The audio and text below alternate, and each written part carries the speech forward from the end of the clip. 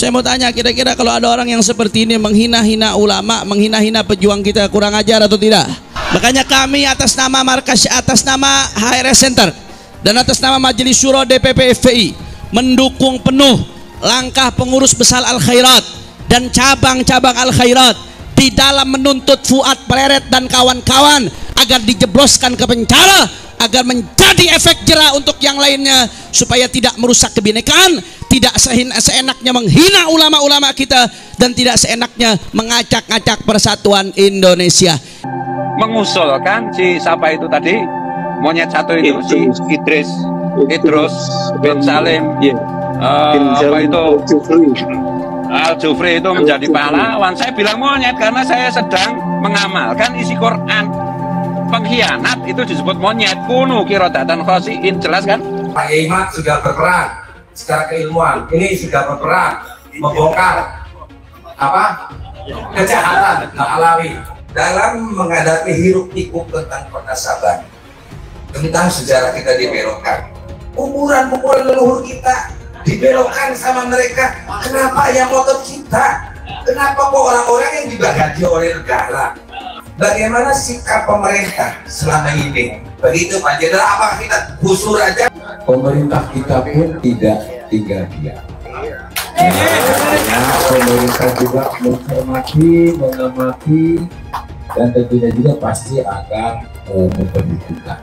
Kalau ada informasi-informasi yang menyudutkan, memecah belah persatuan dan kesatuan, PWI harus tampil. Oleh karenanya saya tekankan, PWI terus berkumandang demi persatuan dan kesatuan, dan kita dorong, kita dukung pemerintah Pak Prabowo dan Pak Gibran. Upaya untuk menguasai negeri. Jadi antaranya kita lihat, membonjol saja diakui sebagai leluhur Ba'alawi. Pangeran Diponegoro juga diakui sebagai Ba'alawi, padahal cucunya masih hidup. Oh, gampang sekali itu dijadikan Ba'alawi. Gitu.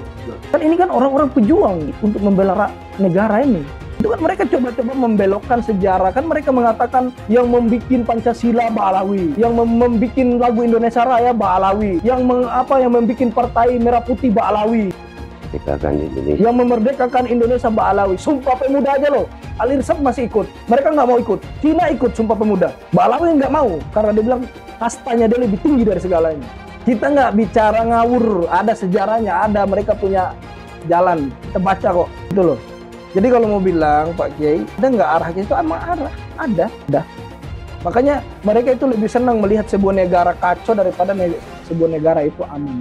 Mendesak kepada kepolisian Republik Indonesia untuk menangkap dan memproses secara hukum saudara Muhammad Rizik Syihab yang telah melakukan provokasi dan memecah belah umat, serta mendesak kasus saudara untuk dibuka kembali dan diproses secara hukum. Mendesak pemerintah untuk menangkap Rizik Syihab sebagai pemecah belah umat dan masyarakat karena sering membuat gaduh dan onar yang mengancam stabilitas keamanan nasional. Tangkap Rizik Syihab. Meminta kepada pemerintah agar membuat peraturan bahwa siapa saja yang mengaku sebagai keturunan Rasulullah Muhammad SAW harus dibuktikan di pengadilan dan dilengkapi dengan tes DNA supaya kewarganegaraan para habaib dicabut. Ada gerombolan monyet yang terus-menerus menghina dan memfitnah habaib dari kalangan Ba'alawi. Gerombolan monyet tersebut secara terang-terangan menjadi begal nasab yang mengobok-ngobok nasab Ba'alawi yang suci. Saya mau sampaikan nih kepada monyet yang sudah mendirikan ormas monyet dengan laskar monyet yang didukung oleh sejumlah jenderal-jenderal monyet. Saudara, saya sampaikan kepada monyet-monyet itu, ayo, kapan kita mau perang? Sebutkan harinya, sebutkan tempatnya, sebutkan tanggalnya. Bawa kau punya pasukan monyet semua. Kami akan bersihkan NKRI ini dari monyet laknat yang merusak NKRI kita. Setuju tidak? Takbir. Semuanya angkat tangan. Takbir. Takbir. Takbir. Sallu ala Nabi. Maka itu kita ingatkan kepada Bapak Kapolri, segera perintahkan Panglima TNI dan Kapolri. Bapak Prabowo Subianto Presiden, segera perintahkan Panglima TNI. Jangan sampai perang ini Pak di negeri kita Pak. Jangan. Kalau Presiden nggak mau tahu, Panglima TNI nggak mau tahu, Kapolri nggak mau tahu, saya akan bikin pasukan besar-besaran se-Indonesia. Kita akan perang, kita akan kejar, hajar, habisi, ganyang semua monyet PKI yang selama ini menghina ulama, menghina habaib, menghina muhibbin. Saya tanya sekali lagi, semua siap berjuang? Siap ikut Habib? Takbir. Pulang dari sini nanti siapin aja asal golok yang tajam ya, siapin senjata yang kita punya ya. Tiap saat saya bisa beri komando. Ini udah kelewatan. Jadi kalau si monyet ini nggak ditangkap sama Kapolri, ini kelewatan. Saya minta kepada Al Khairat, Robito jangan mundur. Nggak ada kata damai. Orang ini harus digebloskan ke penjara. Dia sudah menimbulkan keonaran. Betul? Takbir. Jadi sangatlah tidak pantas kalau Kiai Imad digelari Al-Kaburi. Sangat tidak pantas gitu. Yang pantas dipanggil Al-Kaburi ya kalian. Datuk kalian dulu ketika diperangi sama Ottoman dulu, negeri kalian dihancurkan sama Ottoman zaman dulu, kemudian kalian kabur berbondong-bondong. Saya nggak muat lagi, bergelantung juga nggak masalah. Nah itu Al-Kaburi. Jadi si Bahar, si Riji, si Ali Jindan dan sejenisnya itu adalah keturunan dari Al-Kaburi. Kabeh dadi teke wong Yaman niku terus piye ceritane? Delok. Ngerti-ngerti nenek kami yang bikin Pancasila, gundulmu kuwi. Merah putih adalah karena kakek kami. 17 Agustus kakek kami. Lho kok tekmu kabeh iki gundulmu ta? Lho mlakno kula mulai rada konslet niku gara-gara perkara niku. Nek wingi ngono karepmu. Kita padamkan api neraka karepmu. Opo ngono ae. Isra Mi'raj ping 70 karepmu. Tapi kalau sudah mengklaim negara, merah putih TEDI, lah mbah-mbah dhewe sing mati demi merah putih kok dadi tekmu wong mbahmu turu piye niku dul. Makanya kalau sudah terkait kemerdekaan, ojo macem-macem, tak samplok rupamu. Ini Kiai Imad ini membatalkan nasabah Balawi karena dibayar oleh Cina. Kata saya, urusannya apa Cina sama saya? Apa untungnya Cina itu sama batalnya nasabah Balawi? Sekarang kan di Banten lagi ada proyeknya Pak Jokowi dulu, proyek strategis nasional, namanya PIK 2. Saya kan nggak ngomong, mau setuju, mau menerima, mau menolak, saya nggak ngomong. Itu banyak orang-orang yang musuh-musuh Pak Jokowi itu sekarang lagi menolak proyek strategis nasional PIK 2. Lalu karena saya diem aja, tuh lihat Kiai Imad, kalau nasab Habib aja dikejar, tapi adanya penjajah Cina katanya di Tangerang, Banten, dia diam saja. Aktivis-aktivis sudah menolak, tapi Kiai Imad diam saja. Itu tanda bahwa isu nasab ini dibayarin oleh Cina PIK 2. Bos, itu PIK 2 itu proyeknya Baklawi bos. Aguan itu orang Cina, tapi yang ngejalanin proyeknya itu Baklawi, namanya Mu'annas Al-Aidid. Dia Baklawi, dia Kabib. Kalau saya ngelihat Baklawinya saya langsung nolak. Tapi orang nolak, orang menerima itu harus tahu apa yang ditolak, harus tahu apa yang diterima. Jangan kita nggak ngerti apa-apa kita menerima, jangan kita nggak tahu apa-apa kita menolak. Saya nggak ngerti PIK 2 ini jenis kelaminnya apa. Begini, bukan terpesona pada label Habibnya, tapi saya lebih terpesona pada ilmu agamanya. Di mata saya pribadi, seorang Habib itu kan ilmu agamanya pasti tinggi. Dan saya memiliki keyakinan orang yang ilmu agamanya baik, dia pasti akan bisa memuliakan seorang istri. Dan insya Allah dia akan bisa adil atau mendekati adil dalam berpoligami. Tapi ternyata karena saya kurang terlalu mengenal karakternya, sifatnya, ternyata setelah dipelajari lebih jauh, dia tidak paham ilmu agama. Castingnya saja, pencitraan saja. Setelah saya pelajari sebagai seorang istri dari tahun ke tahun, oh dia tidak paham ilmu agama.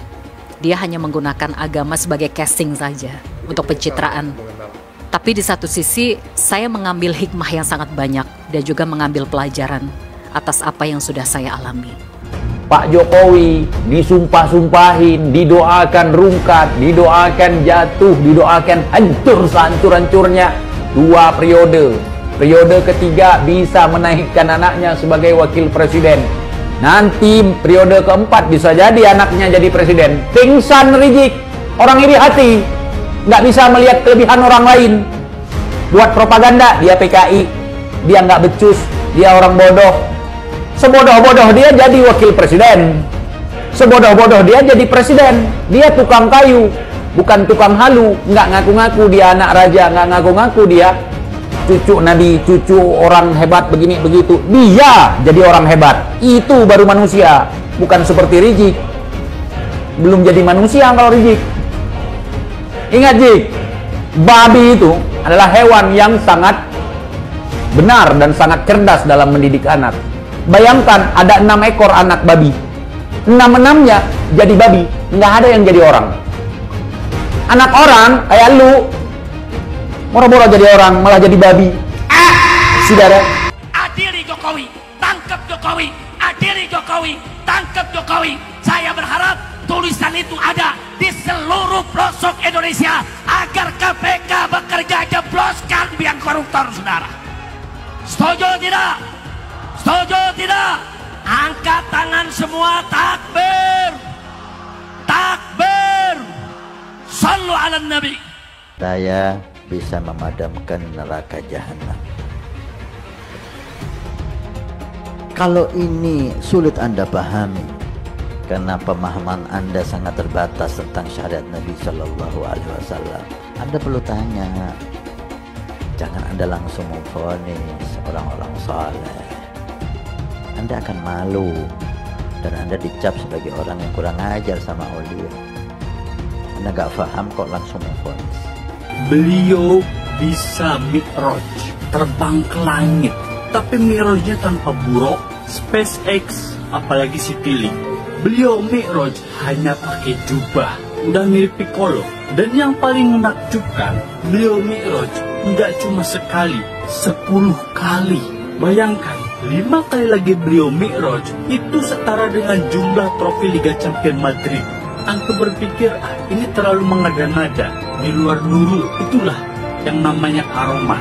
Jangan pakai logika, antum hanya perlu iman dan kebodohan. Ente semua bohong, Ji. Ente mengarang cerita tentang kebangkitan PKI, sementara PKI leluhur ente sendiri. Ente gembar-gemborkan. Banyak ini ante-ante Belanda. Ternyata ante Belanda datuk lu sendiri. Kemudian ente teriak-teriak. Orang-orang, ulama yang nempel dengan pemerintah itu ulama su, nggak boleh diikuti. Ternyata datuk ente, Utsman bin Yahya, ante Belanda. Udah ante pemerintah, kafir lagi. Udah ante penjajah, kafir lagi. Itu memilukan.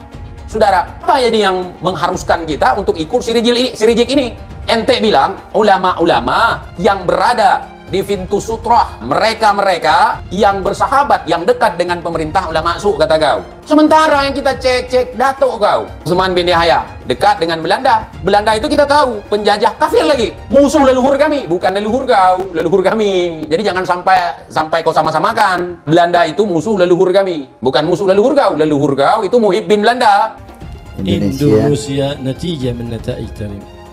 Indonesia ini adalah buah dari gerakan dakwah ulama tadi.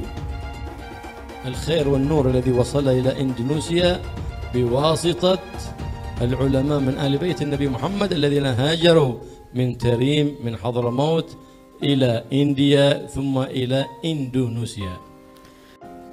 Islam yang ada di Indonesia ini adalah sumbernya daripada ulama dan ahlul bait yang dari kota Tarim Hadramaut yang hijrah dari negerinya mampir ke India kemudian datang ke Indonesia.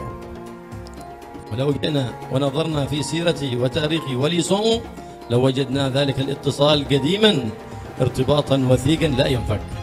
Kalau kita kembali ke sejarah kita yaitu Wali Songo yang mana mereka itu dari Tarim Hadramaut, maka kita akan sadar Indonesia dan Tarim tidak bisa. Yang merendahkan Ahlul Bait, cucu Nabi, kelak akan bertanggung jawab di hadapan Rasulullah Sallallahu Alaihi Wasallam. belajar dengan kami Ahlul Bait, walaupun Bahlul lebih utama daripada 70 ulama atau kiai. Bahwa saya Habib derajatnya lebih tinggi, bahwa saya Habib lebih mulia, bahwa bagaimanapun buruknya saya, maka saya tetap yang memberi syafaat kepada kalian semua. Jadi surga dan neraka itu sangat bergantung pada apakah saya meridhoinya atau tidak. Ada di kalangan para habaib itu yang sampai mengatakan bahwa bahkan ketika ada orang yang ahli maksiat, ketika dia tidak taat formulasi agama, dia tetap bisa masuk surga dengan jalur VVIP kalau mencintai golongan kami dan lain sebagainya. Sebenarnya betulkah sih nggak sambung nasab Ba'lawi ini? Betul Pak, nasab Ba'lawi ini tidak tersambung, dan saya sering ditanya apakah bertanggung jawab nanti di akhirat. Saya katakan berulang-ulang, saya bertanggung jawab di akhirat bahwa Ba'lawi ini bukan turun Nabi secara ilmiah. Haplog grupnya saja itu sudah melenceng, tapi masih kekeh ingin disebut sebagai turunan Nabi. Ketika kitab nasab tidak ada yang mencatat mereka, kenapa mereka masih mau ngaku turunan Nabi? Ketika kitab sejarah sama sekali tidak mencatat nama-nama leluhur mereka, kenapa mereka masih mau mengaku sebagai keturunan Nabi? Orang-orang yang mengaku keturunan Nabi ini memang mendapatkan privilege tertentu dari masyarakat. Ba'lawi penjajah spiritual, ya, kebab al-ngedabrus, waduh, penjajah orangnya VOC, Ba'lawi rungkat, Masya Allah, satu Habib gila lebih mulia dari anjing gila. La ilaha illallah. Kalau berisik dengan suara Habib, azanin aja, ketawain aja, ketawain. Setan tuh ngajak orang sesat. Dari dulu gak ada ulama yang membatalkan nasabnya Ba'lawi, gak ada ulama yang membatalkan nasabnya para habaib. Sekarang muncul Imad, muncul Abbas, Raja Dangdut ikut-ikutan. Jawab yang kompak, kacau atau tidak? Yang mengajarkan kesesatan apa namanya? Kurang kompak apa namanya? Ini Imad mengajarkan kesesatan, berarti Imad. Kurang kompak, Imad. Abbas buntet mengajarkan kesesatan, berarti Abbas. Ya Allah, hati-hati Bapak Ibu. Yang suka ngajak sesat apa namanya? Apa namanya? Nah ini Imad berarti, Abbas buntet berarti, Roma Irama berarti setan. Takdir Allah dibicarakan, apakah begini dan begitu. Sifat Al-Quran itu apakah makhluk Allah atau bukan. Kenapa yang dibahas itu adalah hal yang semacam itu? Detik ini ketika saya sedang ngomong di sini, ada orang-orang Cina yang sedang bikin komputer super, komputer kuantum. Dan kalau misalkan itu sudah mewujud, maka mereka bisa menguasai dunia. Di Jepang dan di Korea sekarang sedang bikin nanoteknologi. Amerika Serikat sedang mengembangkan AI. Coba saya tanyakan, perintah Allah adalah untuk membahas hal-hal seperti itu, mengkaji hal-hal seperti itu, mengkaji ayat-ayat kauniyah, membahas tentang ciptaan-ciptaan Allah. Tapi kita tidak melakukan seperti itu. Yang kita lakukan adalah membahas tentang Allah, tentang takdir, tentang perbuatan Allah, lalu kita klaim sama-sama, kamu masuk neraka. Itu kan gitu kan kita tuh sekarang tuh kan, itu perbuatan-perbuatan Allah, tapi malah kita yang mengklaimnya. Kamu masuk neraka, kamu masuk surga, kamu selamat, kamu tidak selamat, dia syahid. Tahu dari mana itu? Itu kan perbuatan-perbuatan Allah, tapi itulah yang jadi bahan perdebatan kita. Perdebatan kita di ruangan ini sekarang. Taubat kalian semua. Itu leluhur kami Al-Faqih Muqaddam. Mi'raj satu malam 70 kali.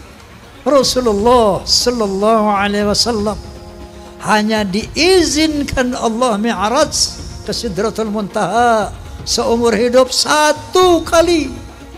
Ketika ada orang mengatakan bahwa moyang kami bisa Mi'raj 1 malam 70 kali, ini telah merendahkan Rasulullah, telah menghina Rasulullah Sallallahu Alaihi Wasallam. Ada lagi berita-berita khurafat. Leluhur kami kalau tidak malu sama Allah dapat memadamkan api neraka cuma dengan kelingking. Menghina Nabi sekarang menghina Allah subhanahu wa ta'ala. Banyak lagi cerita seperti itu. Leluhur mereka semuanya wali, bisa nurunkan emas dari langit. Yaman itu negeri paling miskin di Timur Tengah. Bagaimana kita percaya dia bisa nurunin emas dari langit? Nah, ini membuat satu faktor menguatnya saya, keraguan saya tentang apa iya cucu Nabi ini kayak begini.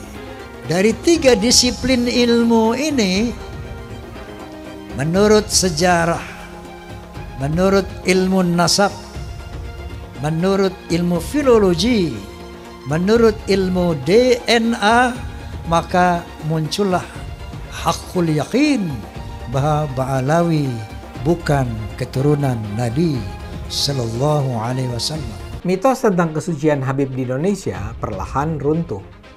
Bila semula para Habib seperti Rizik Syihab atau Bahar Smith dipercaya sebagai manusia suci yang harus dipercaya dan diikuti perintahnya, rasa hormat terhadap para Habib pun perlahan memudar. Di beberapa daerah saat ini berulang kali terjadi pembongkaran makam Habib Keramat. Pembongkaran makam ini adalah bagian dari gejala lebih besar pembongkaran kepalsuan tentang Habib sebagai keturunan Nabi Muhammad. Para Habib di Indonesia tidak bisa dianggap sebagai keturunan Nabi Muhammad. Para Habib seperti Habib Rizik Syihab atau Habib Bahar Smith justru melanggar ajaran Islam. Sudah saatnya masyarakat Indonesia tidak lagi percaya pada mitos-mitos tentang Habib sebagai keturunan Nabi yang suci. Habib Bahar berkata, satu Habib lebih utama daripada 70 kiai. Yang ngomong bukan Bahar bin Smith. Itu saya lagi buka kitab. Bukan lagi ceramah, saya lagi ngajar santri, biar santri ini tahu Thariqah Ba'alawi, Syarifun Wahidun, satu Habib, afdal min 70 aliman, lebih utama daripada 70 alim. Satu kaki Habib itu lebih tinggi, lebih mulia dari 70 kepala kiai, kan gitu. Itu kan penghinaan betul. Kalau orang tidak terhina dengan ini, saya kira tidak, rasa kebangsaannya rendah. Karena itu dinyatakan, harusnya ditegur lah. Habib itu meskipun mabuk, berzina, itu jangan dimarahi. Karena kalau Habib itu pasti masuk surga. Nah, yang begitu itu membodohi bangsa Indonesia. Habib gila pun, kalau turun Nabi gila sekalipun tidak apa-apa itu masuk surga, kan gitu. Kalau kayak Indonesia tuh apa? Kamu kan kalau tidak ada Habib, kamu nyembah batu, katanya. Masa iya begitu? Saya ini enggak tahu ya sejak kapan munculnya Habib ini sebagai kelas sosial yang tinggi gitu ya. Ba'alawi kalau bagi saya bukan gitu ya, bukan turunan Nabi karena dari filologi jelas ya. Kemudian dari historik jelas. Kemudian juga DNA yang terakhir itu. Belajar sama satu Habib sama ukurannya belajar dengan 70 kiai, sama ukurannya belajar dengan 70 kiai, gitu loh Habib. Satu Habib, walaupun Habibnya jahlun maksudnya bodoh kata Iwa, walaupun Habibnya jahlun maksudnya bodoh kata Iwa, itu ukurannya perbandingannya amat 70 kiai yang alim. Itu ukurannya perbandingannya amat 70 kiai yang alim. Perbandingannya. Sayyidul Imam Faqih Muqaddam di dalam manaqib sejarah hidup beliau diceritakan bahwa Al-Imam Faqih Muqaddam adalah orang-orang yang besar. Beliau adalah orang-orang yang hebat. Bahkan diceritakan beliau pernah mi'raj, saudara-saudara, bertemu dengan Allah dalam satu hari 70 kali, saudara-saudara. Bertemu dengan Allah dalam satu hari 70 kali, saudara-saudara. Kalau aku tidak malu kepada Allah Ta'ala, maka neraka jahanam itu akan aku matikan. Kalau aku tidak malu kepada Allah Ta'ala, maka neraka jahanam itu akan aku matikan. Al-Hamid ngeluarin rantai emas dari langit. Wah. Keramatnya Al-Hamid tuh, ngeluarin rantai emas dari langit sampai ke bumi. Lagi ngobrol sama kakaknya Al-Muhdhar nih, Syekh Umar Muhdhar. Ayo wahai Syekh Umar Muhdhar, dilihat keramatannya, nurunin rantai emas dari langit. Sampai ke depan dia. Ini Habib Syekh Umar Muhdar kata awak doang. Dia bilang sama adiknya, Al-Hamid, coba lihat tuh paling atas siapa? Gak tahu, ada Syekh Umar Muhdar megangin rantai dari atas. Beliau angkat tangan kepada Allah Subhanahu wa taala sambil mengatakan, ya sama subbil laban walad Abdullah dakhal adan. Wahai yang menciptakan langit, yaitu Allah, turunkan hujan susu.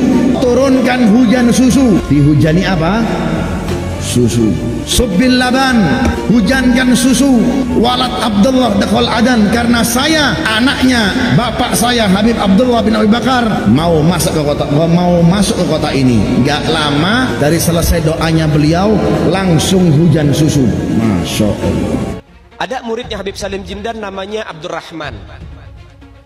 Nih Bang Maman, kalau kita panggil Bang Maman. Bang Maman ini sholatnya berantakan. Bang Maman ini maksiatnya luar biasa, ibadah kocar kacir. Habib Salim Jindan dikabarin sama muridnya, Beb, Maman meninggal.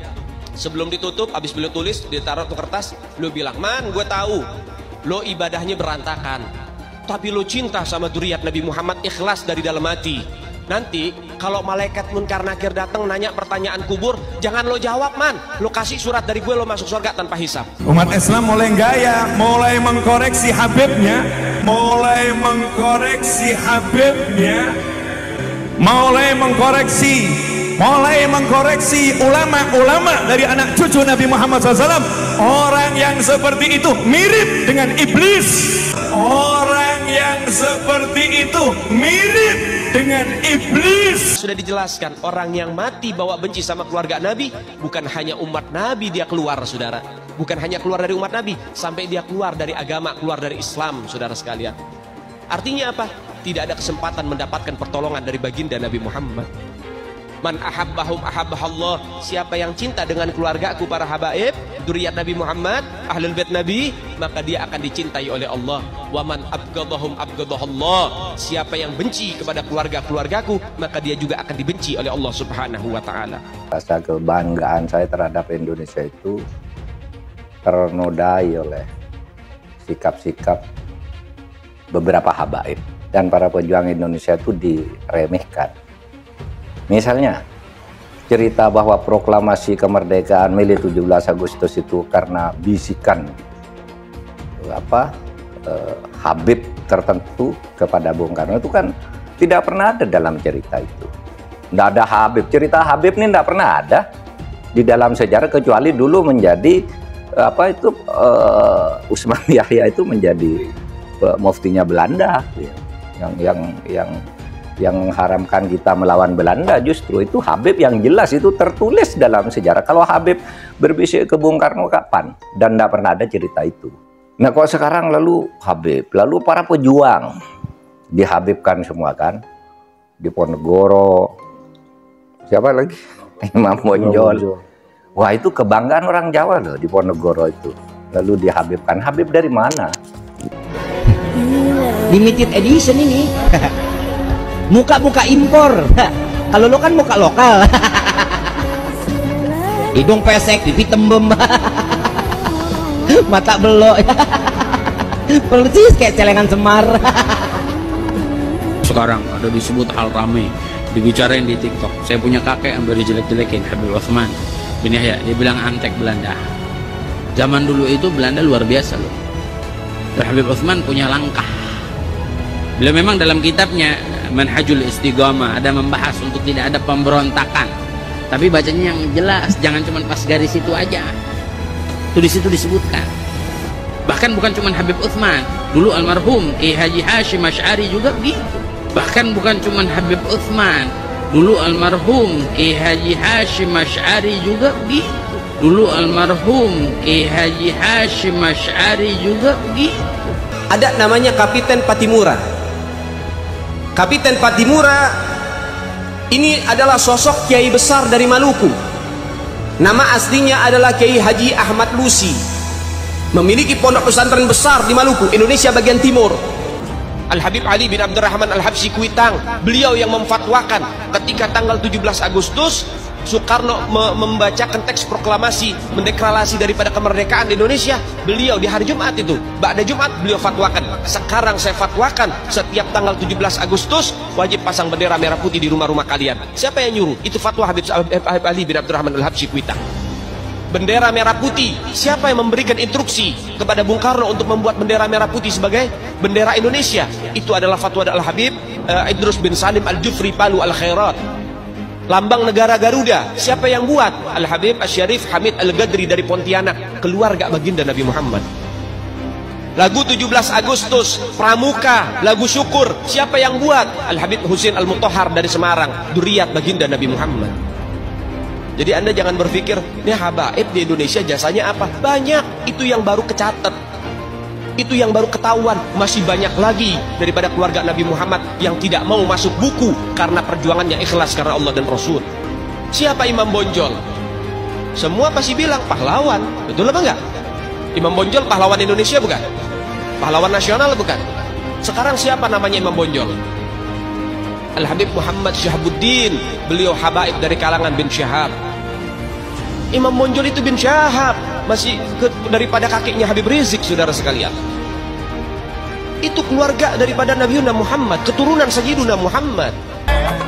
Habib Rizik, Habib Rizik guru NU, Habib Rizik idola NU.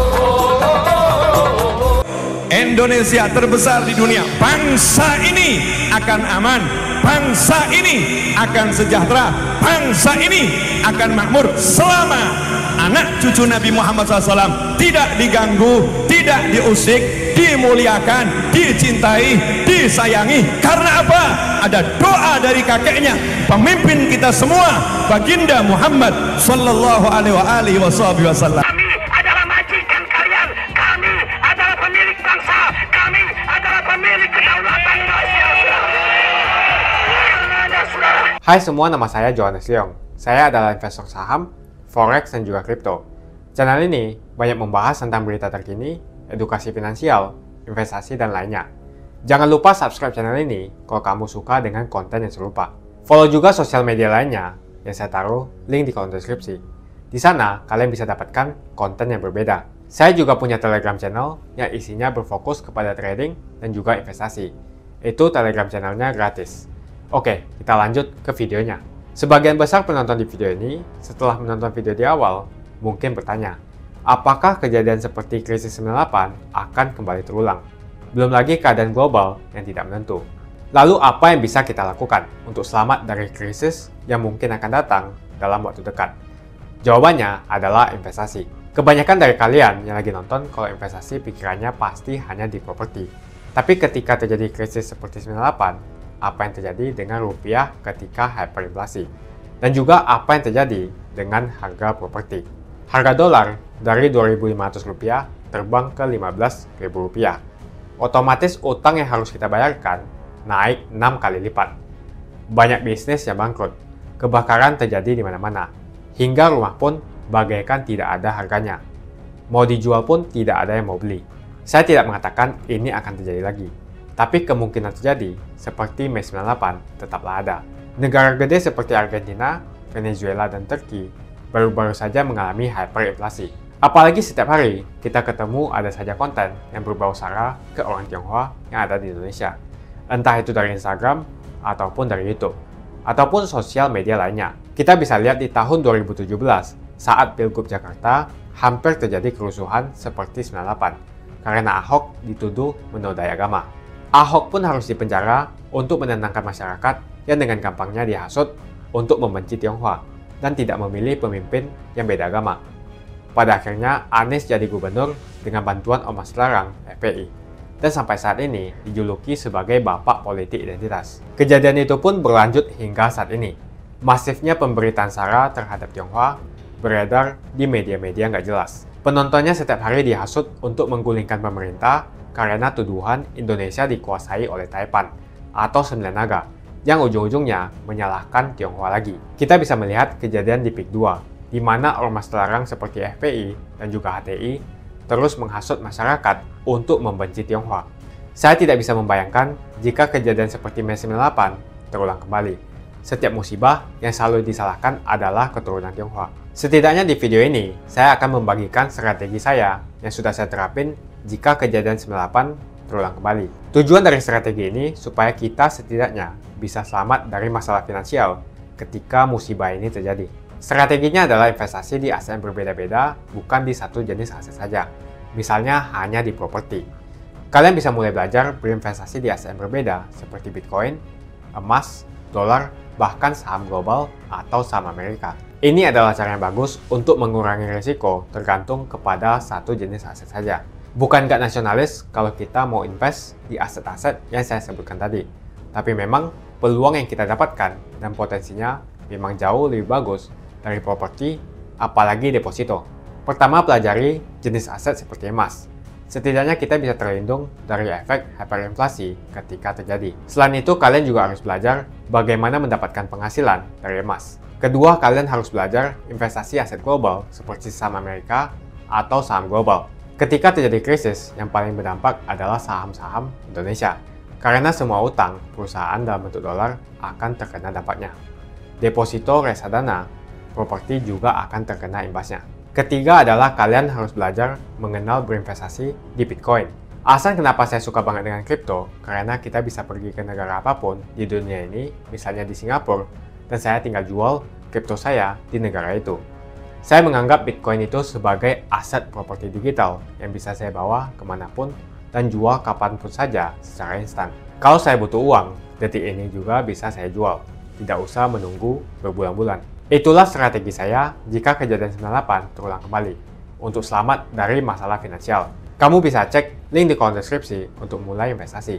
Dan saya sudah sediakan juga video playlist supaya membantu kalian paham tentang investasi.